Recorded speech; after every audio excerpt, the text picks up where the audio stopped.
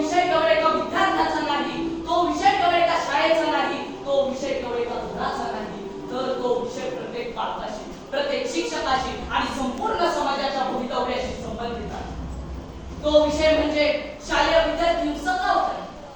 शालेय विद्यार्थी हिंसक का होत आहे हे ऐकताच मला स्वस्थ होते, कारण ज्यांच्या हातात पुस्तक असायला हवे त्यांच्या हातात धडे दिसते, ज्यांच्या ओठांवर प्रार्थना असायला हवी त्यांच्या मुखातून शिवीगाळ ऐकू येते, आणि ज्यांच्या डोळ्यात स्वप्ने असायला हवी तिथे राग, द्वेष आणि सूड दिसते. ही परिस्थिती एका दिवसात बदललेली नाही, तरी आपल्या समाजाची, कुटुंबाची, शिक्षण व्यवस्थेची आणि तंत्रज्ञानाच्या चुकीच्या वापराची गती उठली आहे. विद्यार्थी जन्मताच हिंसक नसतो, तो जे वातावरण पाहतो, जे अनुभवतो आणि ज्याप्रमाणे त्याला मार्गदर्शन मिळते त्याचा परिणाम त्याच्या विचारांवर आणि वागणुकीवर होतो. आज अनेक घरांमध्ये वेळेचा अभाव आहे, संवाद कमी झाला, आई वडील कामात व्यस्त, त्यामुळे अनेक विद्यार्थ्यांना त्यांच्या भीती, भावना किंवा अडचणी मोकळेपणाने व्यक्त करण्यासाठी वेळ आणि ऐकून घेण्यासाठी कान मिळत नाही. जेव्हा भावना व्यक्त होत नाही तेव्हा त्या भावना रागाच्या रूपात बाहेर पडतात, तेव्हा त्या भावनेला, त्या रागाला हिंसक वळण लागते. आज प्रत्येक पालकाला माझ्या मुलाने यशस्वी व्हावे असे वाटते. ही भावना स्वाभाविक आहे, परंतु कधी कधी अपेक्षा इतक्या वाढतात की विद्यार्थी स्वतःला अपुरा समजतो. आज प्रत्येक पालकाच्या दृष्टीने शिक्षण म्हणजे केवळ गुण, टक्केवारी नाही.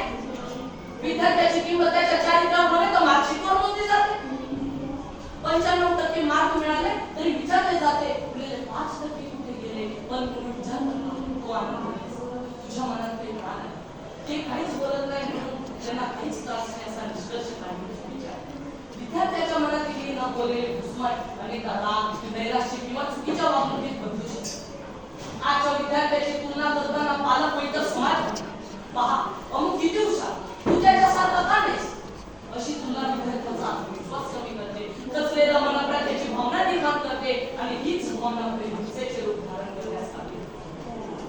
आजचा विद्यार्थी केवळ अभ्यास करत नाही तर तो स्पर्धा परीक्षा, करिअर आणि भविष्य यांचा विचार करत असतो. हा तंत्र प्रत्येकावर सारखा परिणाम करत नाही, तर काही जण त्यातून अधिक सक्षम होतात, तर काही जणांना हाच ताण नव्हे का चुकीच्या मार्गावर. आज अनेक विद्यार्थी दिवसातील अनेक तास मोबाईलवर राहतात. शैक्षणिक माहिती मिळवणे पण ठीक आहे, परंतु सतत मोबाईलवर राहिल्यामुळे अभ्यास, झोप, खेळ, प्रत्यक्ष मैत्री आणि संवाद यावर परिणाम होतात. जेव्हा आभासी जग खऱ्या जगाची जागा घेते तेव्हा भावनांवर नियंत्रण ठेवणे देखील काही विद्यार्थ्यांसाठी कठीण होत असते.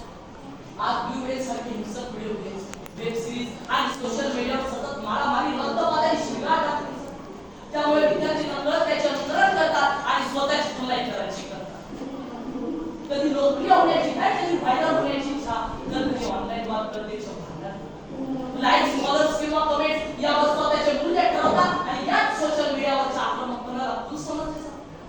त्यामुळे विद्यार्थ्याला वाटते की राग, मारामारी आणि दहशत हेच ताकदीचे खरे लक्षण. विद्यार्थी हिंसक होण्यामागे आणखी एक मोठे कारण ते म्हणजे व्यसन आणि चुकीची सवय. एक जुनी म्हण, संगत जशी रंगत तशी. चुकीच्या संगतीत पडलेला विद्यार्थी भांडे, व्यसन किंवा गुन्हेगारीकडे नकळत ओढला जातो. आज अनेक विद्यार्थी स्ट्राईक किंवा धाडस म्हणून गुटखा, सिगारेट, तंबाखू, दारू किंवा इतर व्यसनांकडे वळतात. ही सुरुवात अनेकदा फक्त एकदाच अशीच असते, पण नंतर ही सवय होते.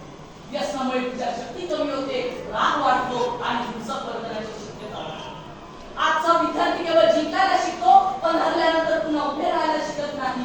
अपयश म्हणजे शेवट नाही, तर अपयश म्हणजे एक अनुभव, हे आजकालचा विद्यार्थी समजूनच घेत नाही. विद्यार्थी हिंसक होण्यामागे विविध वैयक्तिक, कौटुंबिक आणि सामाजिक कारणे एकत्र येऊन वर्तनावर प्रतिकूल परिणाम करणारे. त्यामुळे आपण प्रश्न फक्त चूक कोणी केली असा न विचारता उपाय काय असा विचारला. कारण विद्यार्थ्याला शिक्षा करून समस्या संपत नाही, तर विद्यार्थ्याला समजून घेतल्यावरच समस्येवर उपाय सापडतो. आजचा विद्यार्थी म्हणजे राष्ट्राची शान, भविष्याची आशा, उद्याचा डॉक्टर, शिक्षक, शास्त्रज्ञ, वकील, न्यायाधीश आणि नेता. म्हणूनच पालक, शिक्षक, समाज आणि स्वतः विद्यार्थ्यांनी देखील काही गोष्टी लक्षात ठेवाव्यात आणि समाजाचे वास्तव यावर मला म्हणावेसे वाटते. दहशतीने नाव होत नाही, कर्तृत्वाने इतिहास घडतो, रागाने माणूस ठरतो, संयमाने समाज जिंकतो. रक्ताने नव्हे घामाने इतिहास लिहा, रक्ताने नव्हे घामाने इतिहास लिहा, रागाने नव्हे प्रेमाने माणसं जिंका, रागाने नव्हे प्रेमाने माणसं जिंका. हिंसेला कायमचा निरोप देऊया आज, हिंसेला कायमचा निरोप